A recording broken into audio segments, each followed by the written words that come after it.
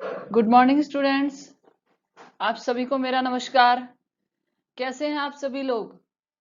कल की क्लास में हमने एक महत्वपूर्ण विषय का अध्ययन किया था, डायरी लेखन, जिसमें हमारे बहुत से स्टूडेंट ये सोचकर कंफ्यूज हो गए कि वह 12वीं क्लास चल रही है, क्योंकि उसका समय 6 बजे से था।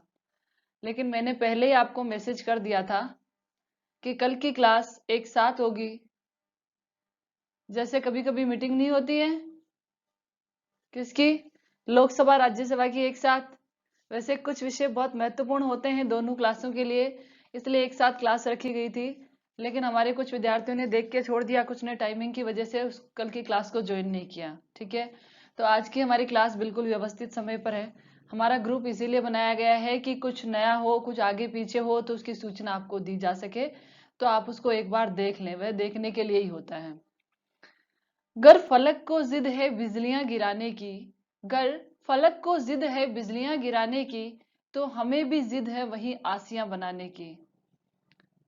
प्रिय विद्यार्थियों, हमारा कृषि प्रधान भारतवर्ष, जिसकी अर्थव्यवस्था की रीढ़ होता है हमारा किसान वर्ग, उस पर कुदरत ही नहीं, ये मनुष्य भी, ये समाज भी, ये प्रशासकीय नीतियां बिजलियां गिराती है, लेकिन हर बार वह उनसे बाहर निकलकर फिर से एक नया आसिया बनाने की कोशिश करता है। आप अभी देख पा रहे हैं कि हमारे भारतवर्ष की जो अर्थव्यवस्था है बिल्कुल डावाडोल हो चुकी है। कोविड-19 में आपने और हमने देखा है कि यदि किसी के जीवन को बचाने का आधार आज बने हैं तो हमारा किसान वर्ग बना है, जो मजबूती से कंधा मिलाकर खड़ा हुआ है अपने भाइयों की सुरक्षा के लिए, अपने देश की रक्षा के लिए। लेकिन वह किसान वर्ग, बड़े दुख के साथ और बड़ी विडंबना के साथ कहना पड़ता है कि वह किसान वर्ग आजादी से पहले भी शोषित और पीड़ित था, और वह आजादी के बाद भी शोषित और पीड़ित है। आप देख रहे हैं कि प्रकृति तो उस पर, कुदरत उसके ऊपर कहर ढाती है। अभी पूरे देश में बाढ़ आ रही है। हमारा जो बिहार और इधर के जो क्षेत्र है, हमारा पूर्वी भारत है, दक्षिणी भारत है, उसके अंदर बाढ़ के कारण तबाही मची हुई है। सारे खेत खलिहान, जीवन, अर्थव्यवस्था, सब कुछ चौपट हो गया है। वो बेचारे अपनी जिंदगी बचाने की जिद में लड़ रहे हैं, और फिर सब कुछ सामान्य होगा, और फिर क्या होगा, फिर वो अपने घरों में लौटेंगे, अपनी जमीन पर कृषि करेंगे। और यही रीति स्वतंत्रता से पहले भी चलती रही है और आज भी चलती आ रही है। आज हमारे देश को आजाद हुए कितने वर्ष हो चुके हैं? 7 दशक से ज्यादा का समय हो चुका है। लेकिन पहले भी बाढ़ आती थी तो बिहार बहता था, आज भी बाढ़ आ रही है तो बिहार बहता है। ये सिर्फ एक बिहार की समस्या नहीं है, सिर्फ वहां के किसानों की समस्या नहीं है, यह संपूर्ण भारतवर्ष के किसानों की समस्या है कि जो पूरे देश की अर्थव्यवस्था की रीढ़ है, आज उसको हमने दबा सा दिया है। आजादी से पहले भी वो शोषित था, पीड़ित था। किसान, जमींदार, जो राजा महाराजा थे, सबके हाथों की कठपुतली था। इतनी मेहनत से वो अपना खेत जोतता था, फिर भी लगान में उसका सब कुछ चला जाता था। और आज हमारे प्रशासन की जो दोहरी नीतियां हैं, या यूं कहें कि जो आज भी हमारे समाज में विद्रूपताएं देखने को मिलती है, उनके कारण आज भी हमारा जो किसान है वह शोषित और पीड़ित ही रहता है। वह जितनी मेहनत, खून पसीना बहाकर इस फसल को उगाता है, उसका सही मूल्यांकन भी नहीं होता है, उसका सही मूल्य भी उसे नहीं मिलता है। तो आज के इस पाठ में जैसा आप देख रहे हैं, आरोह कक्षा 11 एनसीईआरटी आरबीएसई सीबीएसई पाठ्यक्रम, हम पढ़ने जा रहे हैं सुमित्रा नंदन पंत, वे आंखें। ये बातें मैंने इतनी आपसे इसलिए की है क्योंकि इस पूरे पाठ की आधारशिला है ये। वे आंखें, किसान की आंखें उसकी हर एक तकलीफ, उसके हर एक दुख, हर एक दर्द को बयान करती है। और हम भी किसी न किसी तरीके से उसी किसान वर्ग से जुड़े हुए हैं, जो हमारे देश की अर्थव्यवस्था की रीढ़ है। तो पूरे ध्यान पूर्वक हमें इस पाठ को पढ़ना है, पूरी क्लास में, ये नहीं कि बीच में आए और चले जाएं। ठीक है स्टूडेंट्स, तो हम हमारी क्लास प्रारंभ करें। आज का हमारा पाठ है काव्य खंड। कितने पाठ पढ़ चुके हैं हम? पहले 3 पाठ हो चुके हैं और ये चौथा पाठ है। तो स्टूडेंट्स, आज हम प्रकृति के चितेरे, सुमित्रा नंदन पंत, सुना है नाम पहले कि पहली बार सुन रहे हैं? प्रकृति के चितेरे और सुकुमार कवि सुमित्रा नंदन पंत द्वारा रचित कविता वे आंखें का अध्ययन करने जा रहे हैं। वैसे तो सुमित्रा नंदन पंत प्रकृति के चितेरे और सुकुमार कवि कहलाते हैं, जिन्होंने प्रकृति के सौंदर्य का, प्रकृति के अद्भुत अलौकिक मनोहारी स्वरूप का इतना सुंदर चित्रण किया है कि हर कोई इस पर मंत्रमुग्ध हो जाए। लेकिन जितना सुंदर प्रकृति होती है, उस प्रकृति को सुंदर बनाने में किसान का भी महत्वपूर्ण योगदान होता है। वो आज हम पढ़ने जा रहे हैं। तो मैं आपके लिए सबसे पहले लेकर आई हूं कवि परिचय। ठीक है, आपकी जो पाठ्य पुस्तक है उसमें बहुत कम चीजें दी गई है, बहुत से कम तथ्य दिए गए हैं। तो आपके अलावा जिन स्टूडेंट्स को मैं स्कूल में पढ़ाती हूँ, उनके अलावा भी बहुत सारे स्टूडेंट्स हैं जो इस क्लास को बाद में देखेंगे। उनके लिए मैं कवि परिचय लेकर आई हूँ कि कवि परिचय हमको किस प्रकार से लिखना चाहिए। तो स्टूडेंट्स, क्या हम पढ़ना प्रारंभ करें? Are you ready? Okay. Sumitra Nandan Pant के बारे में आपने पहले भी सुना होगा। तो देखिए, सबसे पहले हम देखते हैं सुमित्रा नंदन पंत का जीवन परिचय। ठीक है, चलिए, तो ये हमने प्रारंभ कर लिया है। कवि परिचय, सबसे पहले क्या लिखते हैं? कवि परिचय। आधुनिक काल की छायावादी काव्य धारा के आधार स्तंभ कवि, प्रकृति के चितेरे सुमित्रा नंदन पंत का जन्म सन 1900 ईस्वी में कौसानी जिला अल्मोड़ा उत्तरांचल में हुआ था। आप बताइए, छायावाद के आधार स्तंभ कवि 4 कहलाते हैं। सुमित्रा नंदन पंत के अलावा 3 का नाम कौन बताएगा? चलिए जल्दी जल्दी से टाइप कीजिए, जल्दी जल्दी से आंसर दीजिए। आप सबको पता है कि छायावाद के 4 आधार स्तंभ कवि कौन से हैं। मैंने एक क्लास ली थी पहले, जिसमें मैंने हिंदी साहित्य का वर्गीकरण किया था, काल विभाजन और उसका नामकरण। उसमें मैंने बताया था 4 काल। तो आधुनिक काल के अंदर आपको उसमें मैंने बताया था युग। सबसे पहले कौन सा युग आया था? भारतेंदु, फिर द्विवेदी युग, फिर छायावाद। ठीक है, तो मैंने उसमें बताया था कि छायावाद क्या होता है। जो छायावादी काव्य धारा थी उसके 4 आधार स्तंभ कवि थे। आप बताएंगे, आपको आते हैं? ठीक है, हाँ। तो 1900 में कौसानी में जिला अल्मोड़ा उत्तरांचल में जन्म हुआ। अब ध्यान से देखिए कि किस जगह पर जन्म हुआ? अल्मोड़ा उत्तरांचल। अल्मोड़ा उत्तरांचल के बारे में आप नॉलेज रखते होंगे। कैसी जगह है ये? इनका मूल नाम गोसाई दत्त था, यानी सुमित्रा नंदन पंत इनका नाम नहीं था स्टूडेंट्स। इनका जहां पर जन्म हुआ, मतलब आपने प्रकृति के इस परिवेश में जन्म लिया और बड़े हुए, वह प्रकृति का शांत, सुंदर व शिव रूप था। मतलब अल्मोड़ा में जहां जन्म हुआ वह प्रकृति का सबसे शांत, खूबसूरत और शिव रूप था। प्रकृति इतनी सुंदर थी, उस जगह पर इन्होंने जन्म लिया। कभी आप अल्मोड़ा के जाओ तो आप देखना, वहां में कौसानी जो गांव है उसका एक पार्ट हमारी 12वीं क्लास में भी है। ठीक है, ठेले पर हिमालय, जहां पर कौसानी के बारे में बताया गया है, सुमित्रा नंदन पंत जी का जो गांव है। उसके अलावा आप नेट पर भी देख सकते हैं कि अल्मोड़ा कैसी जगह है। ठीक है, हमारा जो पर्वतीय प्रदेश है अल्मोड़ा, बहुत ही सुंदर जगह है, जहां जाने के बाद आप बाकी सारी चीजें भूल जाते हैं और आपका भी मन करता है कि हम यही निवास करें। ठीक है, तो इनके पिता का क्या नाम था? इनके पिता का नाम गंगाधर दत्त था और जन्म के कुछ समय बाद ही इनकी माँ का देहांत हो गया था। तो दादी माँ ने इनका पालन पोषण किया। सुमित्रा नंदन पंत की जन्म के कुछ समय बाद इनकी माँ की मृत्यु हो गई थी। तो इनको माँ के रूप में कौन मिली? प्रकृति। हालांकि इनकी दादी ने इनका पालन पोषण किया, लेकिन उनका अधिकांश समय इसी कारण प्रकृति की गोद में व्यतीत हुआ। इसीलिए प्रकृति के सुकुमार और चितेरे कवि कहलाए। क्योंकि आपने देखा ना, मोगली जंगल में रहा हुआ था, तो वो किस प्रकार का उनका व्यक्तित्व हो गया था। तो सुमित्रा नंदन पंत का पूरा जो बचपन था वो प्रकृति की गोद में ही व्यतीत हुआ। तो प्रकृति को उन्होंने बहुत करीब से देखा था। प्रकृति उनकी माँ थी, प्रकृति उनकी सहेली थी। ठीक है, तो प्रकृति के साथ उनका एक आत्मीय और बहुत ही गहरा घनिष्ठ संबंध बन गया था। चलें आगे की ओर। ओके, इन्होंने अपना नाम बदलकर बाद में सुमित्रा नंदन पंत रख लिया। ठीक है, अपने माँ की याद में इन्होंने अपना नाम सुमित्रा नंदन, नंदन का मतलब क्या होता है? पुत्र। ठीक है, सुमित्रा नंदन पंत रख लिया। प्रारंभिक शिक्षा, इनकी प्रारंभिक शिक्षा कहाँ पर हुई?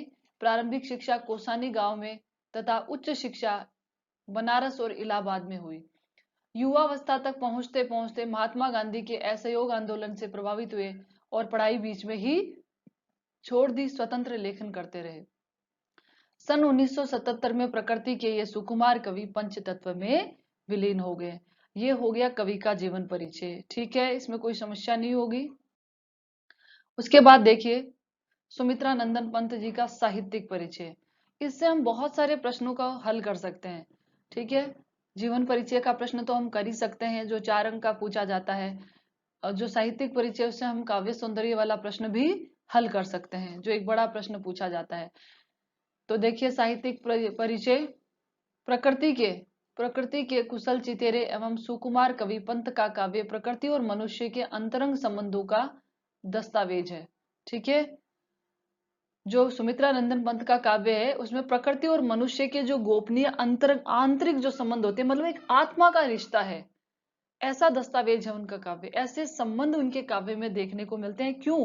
क्योंकि उनका अपना रिश्ता भी प्रकृति के साथ ऐसा ही था। प्रकृति उनकी अंतरंग मित्र थी। ये हमें 11वीं क्लास में पढ़ने को मिलता है। 11वीं क्लास में भी एक पाठ है जिसकी एक पंक्ति आपकी पाठ्य पुस्तक में दी गई है। मैं आपके लिए पाठ्य पुस्तक की कॉपी लेकर नहीं आई हूँ, उसको मैंने अपने विचारों में और जानकारी हासिल करके अभिव्यक्त किया है। तो उसमें आप देखना, उसमें एक पंक्ति दी हुई है, पल पल परिवर्तित प्रकृति वेश। आपकी जो पिछले साल का जो पाठ्यक्रम था उसमें पाठ था पर्वत प्रदेश में पावस ऋतु, ये उसकी पंक्ति है। ठीक है, तो पल पल में प्रकृति का परिवेश बदल जाता है, ऐसा उन्होंने वहां पर बताया है। तो पंत के काव्य में प्रकृति और मनुष्य के संबंधों की एक सुंदर अभिव्यक्ति हुई है। अल्मोड़ा के शांत सुंदर शिव रूप में प्राकृतिक परिवेश और मनोरम आभामयी भूमि ने उन्हें मानवता के प्रति समर्पित होने के लिए प्रेरित किया। देखिए व्यक्ति का परिवेश, आप आंसर दीजिए, व्यक्ति का परिवेश क्या उसके व्यक्तित्व पर प्रभाव डालता है? Yes no. व्यक्ति का परिवेश, जिस परिवेश में वह पलता है, जिस परिवेश में उसका पालन पोषण होता है, क्या वह मनुष्य के व्यक्तित्व को प्रभावित करता है? आंसर दीजिए, बताइए। बिल्कुल करता है। आप देखिए, आप खुद देखिए कि क्या कोई व्यक्ति बचपन से चोर, लुटेरा, आतंकवादी, नेता, अभिनेता, संगीतकार पैदा होता है? नहीं। अपनी माँ की कोख से जब बच्चा पैदा होता है वह कोरे कागज की तरह होता है, लेकिन वह जैसे परिवेश में पलता है उसी प्रकार का उसका व्यक्तित्व हो जाता है। उसे जिस प्रकार का परिवेश मिलता है वह वैसे ही चोर, डाकू, लुटेरा, अभिनेता, डॉक्टर, वकील, आतंकवादी बन जाता है। आप देखिए जो टेररिस्ट होते हैं, जो आतंकवादी होते हैं, उनको जिहाद के नाम पर बचपन में, वहां पर बचपन से लेकर बड़े होने तक ऐसी शिक्षाएं दी जाती हैं, उन्हें घोट घोट कर यही घुट्टी पिलाई जाती है कि ये व्यक्ति तुम्हारा शत्रु है और उसको मारना ही तुम्हारे जीवन का उद्देश्य है। इसलिए उसके अंदर वो मनुष्य नहीं होता है, वो उसका दिमाग एक मशीन बन जाता है और वो आगे चलकर ऐसी घटनाओं को अंजाम देता है, क्योंकि उनको इसी प्रकार से ढाला जाता है, इसी प्रकार से उनको मार्गदर्शन दिया जाता है कि वो ऐसे ही बन जाते हैं। ठीक है, तो व्यक्ति जैसे माहौल, जैसे परिवेश में रहता है वह वैसा ही बन जाता है। ये प्रकृति परिवेश में रहे तो प्रकृति जैसे परोपकारी होती है, सबका पालन पोषण करती है, माँ की तरह सबका ध्यान रखती है, तो प्रकृति के इस रूप ने इनको मानवता के लिए समर्पित, मानव के लिए कार्य करने के लिए प्रेरित किया। आ गया समझ में? आगे देखिए, वे आस्तिक तो थे, ये आस्तिक तो थे, साथ ही विश्व एकता, मानव कल्याण की सांस्कृतिक विचारधारा और मान्यताओं में विश्वास रखने वाले थे। मानव कल्याण और सांस्कृतिक विचारधारा इनमें कूट कूट कर भरी हुई थी। उन्होंने अपना जीवन मानव कल्याण के लिए, प्रकृति के लिए समर्पित कर दिया। पंत की कोमल भावनाओं, प्रकृति प्रेम, मानवतावाद और समन्वय भावना के कारण ये आधुनिक कवियों में शीर्ष स्थान रखते हैं। ठीक है, पंत अपनी कोमल कल्पनाओं के कारण, अपनी सुमधुर कल्पनाओं के भावनाओं के कारण, प्रकृति से प्रेम और मानवीय दृष्टिकोण तथा समन्वय भावना के कारण जो आधुनिक काल कवि है, आधुनिक काल के जो कवि हैं उनमें श्रेष्ठ स्थान के भागीदार हैं। ओके स्टूडेंट्स, इतना समझ में आ गया? तो हम चले आगे की ओर। प्रकृति के अद्भुत चित्रकार, प्रकृति के अद्भुत चितेरे, पंत का मिजाज कविता में बदलाव का पक्ष धर रहा है। ठीक है, इनके काव्य में बदलाव देखने को मिलता है। मैंने आपको क्या कहा कि ये छायावाद के आधार स्तंभ कवि थे, लेकिन बाद में इन्होंने प्रगतिवाद को अपना लिया था। यानी इनकी कविता बदलाव की पक्षधर है, क्योंकि ये प्रकृति से जुड़े हुए थे। इनका मानना है कि जब प्रकृति अपने आप में परिवर्तन करती है तो हमें भी परिवर्तन करना चाहिए। इनके काव्य में प्रगतिवाद तथा अरविंद के मानवतावाद का प्रभाव देखा जा सकता है। छायावाद के आधार स्तंभ कवि थे, ठीक है, लेकिन समय के साथ प्रगतिवाद का प्रभाव देखा जा सकता है। इन्होंने अपनी कविता में लिखा है कि पल पल परिवर्तित प्रकृति वेश, कि पल पल में प्रकृति का वेश परिवेश होता है। आज के परिवर्तित होता है। आज की जो कविता ना वे आंखें, ये इनके इस प्रगतिवादी अवधारणा का प्रतिनिधित्व करती है। कौन सी? प्रगतिवादी अवधारणा का प्रतिनिधित्व करती है। साथ में मानव तुम सबसे सुंदरतम, ये पंक्ति आपको आपकी पाठ्य पुस्तक में देखने को मिलेगी। मानव तुम सबसे सुंदरतम, ये बात कहकर इनके काव्य में अरविंद के मानववाद का प्रभाव दिखाई देता है कि मानव सबसे सुंदरतम कृति है, ईश्वर या प्रकृति द्वारा निर्मित। इन्होंने रूपाब पत्रिका का संपादन किया। किसका? रूपाब का। साथ में देखिए इनका भाव सौंदर्य जितना भावुक कर देने वाला, आत्मा को अंदर तक प्रेम, करुणा और सौंदर्य में डुबा देने वाला होता है, ये भाषा के प्रति ही उतने ही सचेत थे। इनकी रचनाओं में प्रकृति की जादूगरी जिस भाषा में अभिव्यक्त हुई है उसे आप चित्र भाषा की संज्ञा देते हैं। कौन? कवि स्वयं। कवि का मानना है कि काव्य के लिए चित्र भाषा का होना आवश्यक है। चित्र का मतलब चित्र नहीं बनाना है, चित्र का मतलब है कवि काव्य का इन्होंने इस प्रकार से सृजन किया है कि उसको पढ़ते हैं ना जब हम, तो उसका एक दृश्य सा हमारे समक्ष उपस्थित हो जाता है। ठीक है, जब हम ये कविता पढ़ेंगे तब भी आप जान लेंगे। और जो हमारे पहले एक कविता थी पर्वत प्रदेश में पावस, यदि जब हम उसको पढ़ते हैं ना तो ऐसा लगता है कि वो दृश्य, वो बादल, वो झरने, वो नदियां, वो पहाड़, वो सब हमारी आंखों के आगे साकार हो गए हैं। तो चित्र भाषा की संज्ञा देते हैं। ब्रज और खड़ी बोली की बहस में इन्होंने खड़ी बोली का साथ दिया, जो सबके आम पाठक के समझ के लिए बिल्कुल उपयोगी है। खड़ी बोली, चित्रात्मक शैली, तत्सम तद्भव, देशज शब्दावली का सुंदर प्रयोग आपके काव्य में देखने को मिलता है। श्रृंगार, शांत रस, मानवीकरण, उपमा, रूपक, अनुप्रास, अलंकारों का सुंदर प्रयोग इनके काव्य में दृष्टिगोचर होता है। तो यहां तक समझ में आ गया। चले आगे की ओर स्टूडेंट्स। देखिए इनकी रचनाएं वीणा, ग्रंथि, पल्लव, गुंजन, युगवाणी, ग्राम्या, चिदंबरा, उत्तरा, स्वर्ण किरण, कला और बूढ़ा चांद, लोकायतन, ये इनकी प्रमुख काव्य रचनाएं हैं। देखिए इनको इन रचनाओं के कारण बहुत सारे पुरस्कार भी प्राप्त हुए हैं। चिदंबरा काव्य कृति पर आपको भारतीय ज्ञानपीठ पुरस्कार प्राप्त हुआ। कौन सा स्टूडेंट्स? भारतीय ज्ञानपीठ पुरस्कार। और कला तथा बूढ़ा चांद, कला तथा बूढ़ा चांद के लिए इन्हें श्रेष्ठ हिंदी का साहित्य अकादमी पुरस्कार, यानी हिंदी साहित्य का श्रेष्ठतम पुरस्कार, हिंदी साहित्य अकादमी पुरस्कार से सम्मानित किया गया। और लोकायतन पंथ जी का क्या है? महाकाव्य है। समझ में आ गया। खंड काव्य और महाकाव्य के दो रूप होते हैं, मैं पहले भी एक बार बता चुकी हूँ। ठीक है, लोकायतन कैसा काव्य है? महाकाव्य है। चलें आगे की ओर। देखिए उसके बाद में हम क्या लिखते हैं? मूल्यांकन लिखते हैं। ये मैं आपको पहले भी बता चुकी हूँ। तो इनका मूल्यांकन हम करते हैं तो इनके अंदर क्या क्या चीजें निष्कर्ष रूप से हम कह सकते हैं इनके बारे में कि प्रकृति के मनोरम, आभामयी, शांत, सुंदर शिव रूप का दर्शन कराने वाले। प्रकृति के इतने खूबसूरत रूप का दर्शन किसने कराया? हमें पंत जी ने कराया है।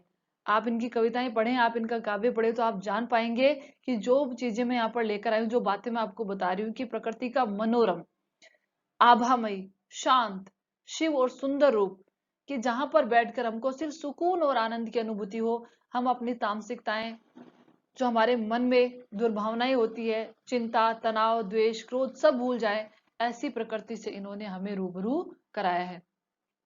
मानवीय मूल्यों के पोषक महाकवि सुमित्रा नंदन पंत ने अपनी काव्य मंदाकिनी से हिंदी साहित्य वाटिका को पुष्पित पल्लवित किया है और सृजित किया है। जिस प्रकार से मंदाकिनी प्रकृति को पुष्पित पल्लवित करती है, ठीक उसी प्रकार से पंत जी ने हिंदी साहित्य वाटिका को पुष्पित पल्लवित किया है। इनका काव्य वैभव हिंदी साहित्य की अमूल्य निधि है और इनका प्रकृति प्रेम मानव जाति के लिए अनुकरणीय है। जितना प्रेम आपने प्रकृति से किया, आपका यह प्रेम अनुकरणीय है, मतलब उनका अनुकरण करके हमें भी प्रकृति से प्रेम करना चाहिए। क्योंकि जैसा हम पिछले पाठ में भी पढ़ चुके हैं ना, कौन सा पाठ पढ़ा था हमने? दिनकर की कविता पढ़ी थी ना पिछले पाठ में, तो उन्होंने भी यही कहा था कि प्रकृति से खूबसूरत या प्रकृति से सच्चा प्रेम किसी और का नहीं हो सकता है। पति कविता पढ़ी थी, याद आ रहा है? ओके, तो चलते हैं मूल पाठ की ओर। चले। ये तो मैंने इनका साहित्यिक परिचय आपको बताया था, लेकिन कुछ बातें मैं उनके बारे में, इस पाठ के बारे में बता देती हूँ। ठीक है, आज जो हम कविता पढ़ने जा रहे हैं उसका नाम है वे आंखें। जैसा कि आप सबसे पहली स्लाइड में देख चुके हैं, वे आंखें। ये जो कविता है पंत के प्रगतिशील दौर की कविता है, प्रगतिशील दौर की कविता है। इस कविता में सुमित्रा नंदन पंत ने आजादी से पहले शोषित किसान और आजादी के बाद भी पीड़ित किसान की मनोदशा को बहुत ही मार्मिक ढंग से अभिव्यक्त किया है। कवि पंत कहते हैं कि ये शासकीय नीतियां आजादी के पहले जमींदार, महाजन, साहूकार ये सब किसान को लूटते थे, लगान के रूप में उसका सब कुछ उससे छीन लिया जाता था। वह पहले भी दुखी था और स्वतंत्रता के बाद भी नीतियों में कोई खास परिवर्तन नहीं आया और ना ही कोई परिवर्तन करना चाहता है कि किसान आज भी दुखी है। क्या आप और हम नहीं जानते हैं कि आज भी आए दिन कितने किसान कर्ज में डूबकर आत्महत्या कर लेते हैं? पहले उनको जमींदार, किसान, साहूकार से कर्ज लेकर डूबते थे, तो आज वो लोन ले लेते हैं, और जब वो लोन चुका नहीं पाते हैं या किसी से उधार ले लेते हैं, जब उसका ब्याज चुका नहीं पाते हैं, तो वो आत्महत्या कर लेते हैं। प्रकृति का कहर तो होता ही है कि कभी ज्यादा वर्षा हो जाती है, कभी नहीं आती है, कभी बाढ़ हो जाती है, अतिवृष्टि, अनावृष्टि, जिससे उसकी फसल बर्बाद हो जाती है। लेकिन बाकी जो हमारे प्रशासन की नीतियां हैं, वो भी, उनमें कोई खास परिवर्तन नहीं होता है। उसकी उपज का उसे श्रेष्ठ अच्छा मूल्य नहीं मिल पाता, वह जितनी मेहनत करता है। तो किसान पहले भी दुखी था, किसान आज भी दुखी है। उसको देखिए, ये कविता कितना समय पहले लिखी गई है, लेकिन आज भी ये हमारे किसानों के जीवन पर प्रासंगिक सिद्ध होती है। तो चले हम, आप तैयार हैं कविता पढ़ने के लिए? जैसा आप देख पा रहे हैं, अंधकार की गुहा सरीखी, उन आंखों से डरता है मन, भरा दूर तक उनमें दारुण, देने दुख का नीरव रोदन। ध्यानपूर्वक सुनिए, मैं आपको बीच में से प्रश्न दूंगी जो आपको करने हैं। ठीक है। अंधकार की गुहा सरीखी, यहाँ पर किसान की आंखों में के बारे में बताया गया है। और अक्सर हम कहते हैं ना, मनुष्य की आंखें सब कुछ कह देती है। मनुष्य की आंखें उसके दुख को भी अभिव्यक्त करती है, उसकी खुशियों को अभिव्यक्त करती है, उसके मनोभावों को भी अभिव्यक्त कर देती है। आंखें सब कुछ कहने में सक्षम होती है। ठीक है, वो हमारे मन के सारे भावों को प्रकट कर देती है। तो यहाँ पर किसान की आंखों के बारे में बताया गया है कि किसान की आंखें अंधकार की गुहा सरीखी, अंधकार से भरी हुई गुफा के समान दिखाई दे रही है। अब देखिए तुलना भी कैसी लेकर आए हैं, जो बिल्कुल सटीक है। शोषित, पीड़ित, मजबूर किसान की आंखें अंधकार की गुहा के समान दिखाई दे रही है। उन आंखों से डरता मन है, और किसान की ऐसी भयानक अंधकार से भरी हुई गुफा के समान आंखों को देखकर हमारा मन भी भयभीत हो जाता है। जिस प्रकार से अंधकार से भरी हुई गुफा में जाने से हमें डर लगता है ना, उसी प्रकार किसान की आंखें भी अंधकार से भरी हुई है। क्यों भरी हुई है? क्योंकि उसके सामने कोई उजाला ही नहीं है, उसके सामने कोई जिसको हम कहते हैं कि उसके सामने कोई ऑप्शन ही नहीं है कि वह क्या करे। उसकी आंखों में अंधकार के समान दुख, दर्द, पीड़ा, ये सब उसकी आंखों में देखने को मिलती है, जिसके कारण उसकी आंखों को देखने से ही मन भयभीत होता है। क्या है किसान की आंखों में? भरा दूर तक उनमें दारुण, दैन्य दुख का नीरव रोदन। उसकी आंखों में दूर दूर तक, दारुण का मतलब क्या होता है? भयानक होता है। और भयानक किसके कारण हो रही है उसकी आंखें? दुख, दर्द, शोषण, पीड़ा, अभाव, तकलीफ के कारण। उसकी आंखों में भयानक दीनता, गरीबी, भयानक दीनता, गरीबी, दुख, दर्द, अभाव, कष्ट का शांत रोदन ही दिखाई दे रहा है। नीरव रोदन का मतलब है शांत।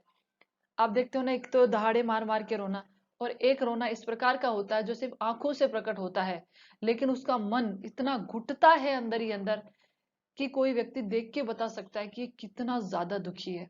तो किसान जो चारों ओर से सताया जाता है, शोषित है, पीड़ित है, उसकी आंखों में, उसकी आंखें अंधकार की गुफा के समान बहुत ही डरावनी प्रतीत होती है, क्योंकि उसकी आंखों में भयंकर दुख, दर्द, पीड़ा, कष्ट, अभाव के अलावा और कुछ भी शेष नहीं बचा है।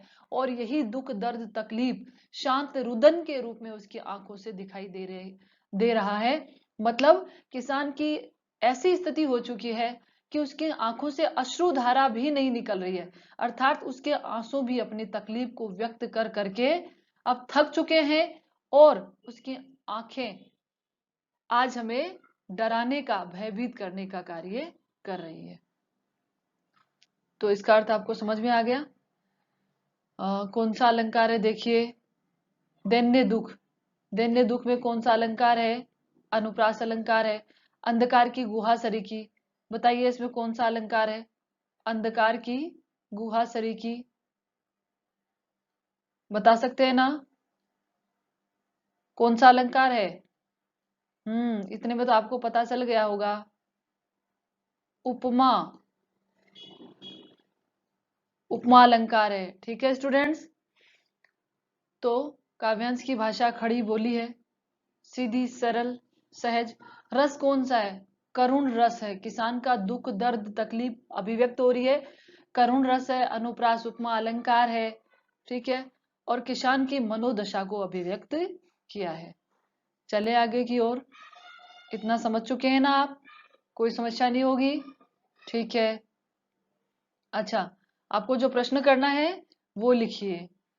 आप प्रश्न करेंगे किसान की आंखों में, आप ये लिखेंगे दैन्य दुख का नीरव रोदन। दैन्य दुख का नीरव रोदन पंक्ति का तात्पर्य स्पष्ट करें। आशय स्पष्ट करें, तात्पर्य स्पष्ट करें, इस प्रकार से प्रश्न पूछा जाता है। दैन्य दुख का नीरव रोदन पंक्ति का तात्पर्य स्पष्ट करें या आशय स्पष्ट करें। ठीक है, चलें आगे की ओर। तो चलते हैं। देखिए, वह स्वाधीन किसान रहा, वह स्वाधीन किसान रहा, अभिमान भरा आंखों में इसका, छोड़ उसे मझधार आज, संसार कगार सदृश वह किसका। अब यहाँ पर क्या बताया है कि देखिए, जब हमारा देश स्वतंत्र हुआ था, जब हमारा देश स्वतंत्र हुआ था उससे पहले किसान की बड़ी दुर्दशा थी। वह किसान जमींदार महाजन साहूकार के लगान को चुकाते चुकाते ही उसकी कमर टूट जाती थी। लेकिन जब हमारा देश स्वतंत्र हुआ और किसान आजाद हुआ तो इस बात का गर्व उसकी आंखों में देखने को मिलता था। हम कहते हैं ना कि हम प्राउड फील करते हैं कि हम इंडियन है, हमें गर्व है कि हम भारतवासी हैं, हमारे देश में प्रजातंत्र है, एक प्रजातांत्रिक देश में हम सांस ले रहे हैं। लेकिन उस किसान को यह नहीं पता था कि जिस देश में आज प्रजातंत्र आ चुका है, जो देश आज स्वतंत्र हो चुका है, जिसको देखकर उसे गर्व की अनुभूति हो रही है, वही देश उसे किनारे के समान अलग खड़ा कर देगा। ठीक है, ये प्रशासन की नीतियां उससे किनारा कर लेंगी और उसको मझधार में छोड़कर उसकी इस प्रकार की स्थिति हो जाएगी। तो इसमें पहले की दो पंक्तियों में पहले की स्वतंत्र होते ही किसान को कैसा महसूस हुआ वो चीज यहाँ पर बताई गई है, और बाद में आज भी प्रशासन की नीतियां किसान के लिए क्या बन गई वो बताया है। तो चले देखें। वह स्वाधीन किसान रहा, अभिमान भरा आंखों में इसका। जब हमारा देश, कवि सुमित्रा नंदन पंत कहते हैं कि जब भारत स्वाधीन हुआ, जब भारत स्वतंत्र हुआ, तो जो किसान कभी महाजन साहूकार जमींदार के लगानों के कारण जिसकी कमर टूट चुकी थी, जो सदैव दुखी रहता था, आज उसकी आंखों में अभिमान, स्वतंत्रता का अभिमान देखने को मिल रहा था। एक प्रजातांत्रिक देश में जीवन जीने का स्वाभिमान उसकी आंखों में दिखाई दे रहा था। उसकी आंखें पुकार पुकार करके कह रही थी कि आज वह स्वतंत्र भारत का किसान है, आज वह स्वाधीन है, आज उस पर कोई अत्याचार नहीं कर सकता, कोई उससे लगान वसूल नहीं कर सकता, उसे शोषित या पीड़ित नहीं कर सकता। लेकिन जैसे ही देश स्वतंत्र हुआ उसके बाद में भी जब अर्थव्यवस्था में, आर्थिक नीतियों में कोई परिवर्तन नहीं हुआ, किसान उसी प्रकार से दुखी पीड़ित और शोषित रहा, तो छोड़ उसे मझधार आज संसार कगार सदृश वह किसका। उस किसान को यह नहीं पता था कि यह संसार, ये प्रशासनिक नीतियां उसे बीच मझधार में, स्वतंत्र होने के बाद भी उसे बीच मझधार में अकेला छोड़कर उसे किनारा कर लेंगी, अलग हो जाएंगी, और आज भी वह पहले की तरह पीड़ित और दुखी होगा। आ गया समझ में कि आजादी से पहले भी किसान की क्या स्थिति थी और आजादी के बाद भी प्रशासनिक जो नीतियां थी, आर्थिक जो नीतियां थी, उस पद्धति में, उन नीतियों में कोई विशेष अंतर नहीं आया। किसानों के लिए कुछ नवीन परिवर्तन या उनकी हित में कोई कार्य नहीं किए गए। तो आज किसान जो कभी गर्व किया करता था कि वह स्वतंत्र भारत का किसान है, आज उसे बीच मझधार में छोड़कर इस संसार ने उसे किनारा कर लिया और उसे अकेला फिर दुखी पीड़ित होने के लिए छोड़ दिया। ठीक है, सदृश, समान, कौन सा अलंकार है? उपमा अलंकार है। और बताइए कौन सा अलंकार है? भाषा बिल्कुल सहज सरल है। चले आगे की ओर। किसान की आंखों में किस बात का गर्व दिखाई देता था? इस प्रश्न का उत्तर लिखेंगे, किसान की आंखों में किस बात का गर्व दिखाई देता था। ठीक है, चले आगे। ओके, देखिए, लहराते वे खेत द्रगों में हुआ बेदखल वह अब जिनसे, हंसती थी उसके जीवन की हरियाली जिनके तृण तृण से। किसान की मनोदशा को, अब यहाँ पर कौन सी मनोदशा को व्यक्त किया है कि जब लहराते हुए खेत द्रगों में हुआ बेदखल अब वह जिनसे, हंसती थी उसके जीवन की हरियाली जिसके तृण तृण से। यहाँ पर यह बताया गया है अब कि जब किसान लगान नहीं चुका पाता है, जो ब्याज वह लेता है, मतलब जो पैसा वह उधार लेता है अपनी खेती करने के लिए, जब वह चुका नहीं पाता है तो उसकी कैसी स्थिति हो जाती है, उसे खेतों से, उसकी जमीन से बेदखल कर दिया जाता है। तो उसकी पहले क्या स्थिति होती है और बाद में क्या स्थिति होती है, उसकी तुलना यहाँ पर की है। लहराते हुए खेत द्रगों में, द्रग का अर्थ क्या होता है बेटा? द्रग का अर्थ होता है नेत्र, पता है ना आपको? द्रग का अर्थ क्या होता है? नेत्र, आप जानते हैं। एक मिनट, है ना, थोड़ी सी मिस्टेक हो गई है, अभी सही कर देते हैं। ओके, अब देख पा रहे हैं? ठीक है, चलिए चलते हैं हम। लहराते हुए खेत द्रगू में हुआ बेदखल अब हुआ जिनसे। कवि सुमित्रा नंदन पंत कहते हैं कि किसान की आंखों में उन खेतों की छवि दिखाई देती है, वो लहराते हरे भरे खेत उसकी आंखों में दिखाई देते हैं जिनसे वह आज बेदखल हो चुका है। मतलब आज किसान बिल्कुल सुनने में बिल्कुल पीड़ित, शोषित होकर एक जगह बैठा है, और बैठे हुए किसान की ये छवि यहाँ पर इस कविता के माध्यम से लाई जा रही है। मतलब एक किसान है जो पूरी तरीके से लुट चुका है, बर्बाद हो चुका है, हताश हो जाता है, और वह जब क्या करता है, जब वह आत्महत्या की ओर अग्रसर होता है, उससे पहले तक उसके साथ क्या क्या होता है, उसका एक एक चरण, उसका मार्मिक चित्रण, उसकी एक एक छवि कवि ने इस कविता के माध्यम से हमारे समक्ष उजागर की है। तो कवि कहते हैं कि वह हताश, निराश, परेशान, लूटा हुआ किसान बैठा हुआ होता है। तो लहराते हुए खेत द्रगू में हुआ बेदखल अब हुआ जिनसे, कभी जिस किसान की आंखों में हरे भरे खेतों की छवि दिखाई देती थी। मतलब हम देखते हैं ना कि जब हम खुशी होते हैं तो हमारी आंखें भी बयां कर देती है कि हम कितने खुश हैं। तो जब किसान के पास खेत था जिसमें वह खेती करता था, तो जिस प्रकार से उसकी हरी भरी फसल लहराती थी, उसकी छवि उसकी आंखों में साफ दिखाई दे रही थी। लेकिन आज उसे इस बात का दंश था, पीड़ा थी, कि उसके वे हरे भरे खेत आज उससे छीने जा चुके हैं। बेदखल करना यानी छीन लेना, अलग कर देना, उसे उसकी जमीन से अलग कर दिया गया था, उसकी जमीन उससे छीन ली गई थी। स्वाधीन भारत से पहले जमींदार, महाजन, ये उसकी जमीन छीन लेते थे। और स्वतंत्रता के बाद यदि वह लोन लेता है और वह चुका नहीं पाता है, तो क्या करना पड़ता है, उसे अपनी जमीन बेचनी पड़ती है, गिरवी रखी हुई जमीन उसकी बिक जाती है, तो भी वह उससे बेदखल हो जाता है। तो बात तो वही रही ना कि हम कहते हैं कि कान को इस प्रकार से पकड़ो या कान को इस प्रकार से पकड़ो, पकड़ना कान ही है। ठीक है, लूटना किसान को ही था, पहले इस माध्यम से, आज उस माध्यम से, तो वह अपनी जमीन से बेदखल हो जाता है। हंसती थी उसके जीवन की हरियाली जिसके तृण तृण से। देखिए, तृण तृण यानी तिनका तिनका, उसकी फसल का तिनका तिनका, हरी भरी लहराती हुई फसल का तिनके तिनके की हरियाली उसके हंसते हुए मुख पर साफ दिखाई देती थी।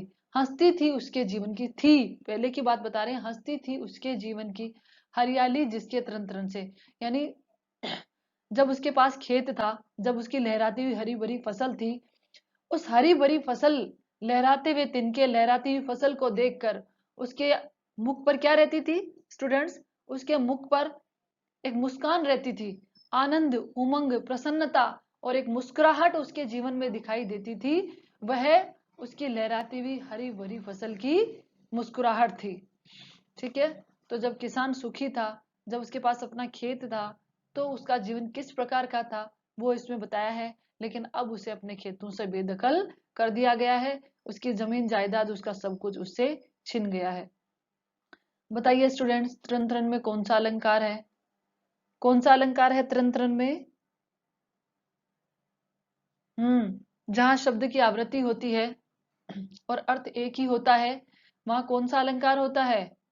पुनरुक्ति प्रकाश अलंकार होता है ना। ठीक है, पुनरुक्ति प्रकाश अलंकार है, भाषा सहज सरल है, खड़ी बोली है। ठीक है, आ गया समझ में? चले आगे की ओर। ठीक है, देखिए, आंखों में ही घूमा करता, आंखों में ही घूमा करता, वह उसकी आंखों का तारा, कारकुनों की लाठी से जो मया गया जवानी में ही मारा। अब जो है किसानों की स्थिति को उजागर किया है कि वह किसान आज क्यों लुट चुका है। वह जो किसान जिसकी आंखों की चर्चा यहाँ पर हो रही है, जो पीड़ित शोषित होकर जीवन से हताश निराश बेजान होकर एक मूर्तिवत होकर बैठा है, उसके बारे में बताया जा रहा है। आंखों में ही घूमा करता, कि उस किसान की आंखों में, उसकी आंखों का तारा, उसका एकमात्र सहारा, उसके बेटे की छवि, उसकी तकलीफ, उसको खो देने का गम, दर्द साफ दिखाई दे रही थी, दे रहा था। ठीक है, कवि क्या कहते हैं? कवि सुमित्रा नंदन पंत किसान के साथ हुए शोषण अन्याय अत्याचार को अभिव्यक्त करते हुए कहते हैं कि किसान की आंखों में घुमा करता, आज किसान को रह रहकर अपने उस आंखों के तारे, अपने प्यारे बेटे की स्मृतियां हो रही थी। किसान को आज हताश निराश परेशान बैठे किसान को रह रहकर अपनी आंखों के तारे, अपने राज दुलारे, अपने प्यारे बेटे की स्मृतियां याद आ रही थी, जो उसकी आंखों का तारा था, सदैव उसके सामने रहता था। लेकिन उसके साथ क्या हुआ? कारकुन, कारकुन का मतलब होता है जमींदार के कारिंदे, जमींदार के सेवक। किसान लगान नहीं चुका पाया तो जमींदार के जो सेवक थे, वे उसके बेटे को जबरदस्ती उठाकर ले गए और उसे लाठी से पीटा, और लाठी से पीटने के कारण उसका बेटा जवानी में ही मारा गया। जमींदारों के जमींदार के अत्याचार के कारण, किसान द्वारा लगान नहीं चुका पाने के कारण उसके बेटे पर लाठीचार्ज हुआ, जमींदार के सेवकों द्वारा, जिसमें जवानी में उसके बेटे की मृत्यु हो गई। आज रह रहकर वो स्मृतियां उसकी आंखों में साफ दिखाई दे रही थी, उसे अपने बेटे की याद आ रही थी कि किस कारण से उसका बेटा उससे खो गया। तो आप देख सकते हैं कि किस प्रकार से आजादी से पहले, और आपने देखा है ना टेलीविजन में जो धारावाहिक आते हैं, जो मूवीज आती है, और आपने जो इतिहास में भी पढ़ा है कि किस प्रकार से जमींदार, महाजन, साहूकार किसान की मजबूरी का फायदा उठाते थे। अंग्रेज भी जितना लगान होते थे उससे कितना ज्यादा वसूल करते थे कि किसान की कमर ही तोड़ देते थे। आपने देखा था चंपारण और खेड़ा सत्याग्रह गांधी जी के नेतृत्व में हुआ था। क्या वहां पर क्या होता था? भले वो कृषि देख लो, भले वो उद्योग देख लो, किसानों पर जबरदस्ती इतने अत्याचार किए जाते थे कि उनकी अपनी जमीन उनकी अपनी नहीं होती थी, वो सिर्फ एक सेवक बनकर रह जाता था।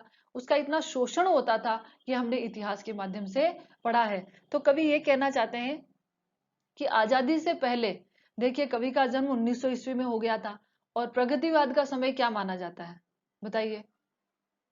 प्रगतिवाद का जो समय था 1932 के बाद का जो समय था, 1940 तक, ठीक है, तो उस समय हमारा जो देश था वो अंग्रेजों के आधिपत्य में था, स्वतंत्र नहीं हुआ था। तो जमींदार और महाजन साहूकार किसान पर कितना अत्याचार करते थे, ये पंत जी ने अपनी आंखों से देखा है, महसूस किया है, उसी को अभिव्यक्त किया है। लेकिन स्वतंत्रता के बाद भी भले ही किसान स्वतंत्र हो गया, लेकिन हमारी जो प्रशासनिक नीतियां हैं उसके कारण वह शोषण, अन्याय, अत्याचार और पीड़ा का ही शिकार रहा। तो आज हमने क्या क्या पढ़ा स्टूडेंट्स? हमने सुमित्रा नंदन पंत का कवि परिचय पढ़ा, हमने साहित्यिक परिचय पढ़ा, उनको कौन कौन से पुरस्कार प्राप्त हुए, उनकी रचनाओं के नाम, मूल्यांकन, ठीक है, और हमने 4 काव्यांश पढ़े। शेष हम अगली कक्षा में पढ़ेंगे, क्योंकि एक दिन में इतना अधिक पढ़ के हमको कहीं जाना नहीं है, क्योंकि हमें उतना ही पढ़ना चाहिए। पढ़ो ऐसे कि कुछ भूलो नहीं, कम पढ़े लेकिन ऐसे पढ़े कि कभी हम उसको भूल ही ना सके।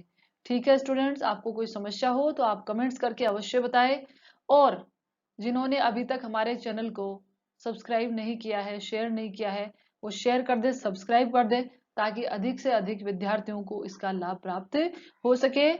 ठीक है, सप्रसंग व्याख्या कैसे करते हैं मैं आपको बता चुकी हूँ। पहले संदर्भ लिखते हैं, फिर प्रसंग लिखते हैं, व्याख्या, शब्दार्थ और विशेष। ओके स्टूडेंट्स, तो आज की हमारी क्लास यहीं पर समाप्त होती है। कल फिर मिलते हैं इसी समय। जो हमारा शेष पाठ बचा है उसका अध्ययन करने के लिए आप घरों में रहें, सुरक्षित रहें, इन्हीं मंगल कामनाओं के साथ मैं आज आपसे विदा लेती हूँ, आज के लिए सिर्फ, ठीक है, आज के लिए। और आपका दिन मंगलमय हो, ठीक है। Okay, bye.